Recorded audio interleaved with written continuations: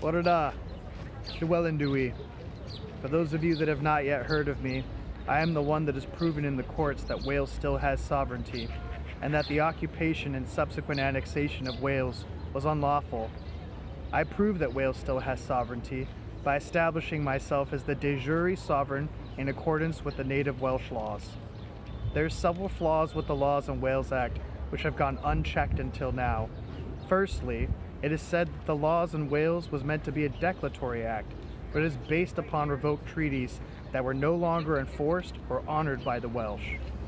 In the preamble to the Laws in Wales Act, it states that Henry VIII is the King of all of Wales, yet there is no historical evidence to show that Henry VII or Henry VIII ever claimed or used the title King of Wales or Rex Britannorum.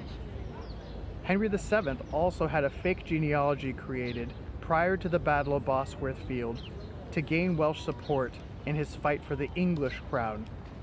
I've also been fighting for Wales to receive reparations under the United Nations Declaration on the Rights of Indigenous People, being that DNA studies carried out by Oxford University have proven the Welsh and the Cornish to be the Celtic Britons, the original inhabitants to Great Britain.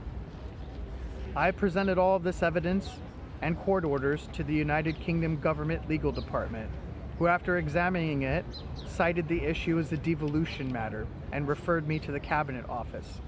I've also presented this information to the leader of the Welsh Assembly, who did not deny any of it, but he feels that Wales is better suited under the United Kingdom. For those of you that think that the United Kingdom may believe that I am wrong and they're simply ignoring me, I challenge you to investigate what estoppel by acquiescence means when one party presents a legal challenge to another party and that party fails to respond in a reasonable amount of time. Tomorrow, I will attempt to enter Wales on a diplomatic passport as the rightful sovereign, and I will either be detained, arrested, imprisoned, denied entry, or even possibly allowed to enter if the United Kingdom decides to respect and honor public international law. Regardless of the outcome, it will present me with an opportunity to gather further evidence for the United Nations Human Rights Council to hear. To some of you, this may seem ridiculous.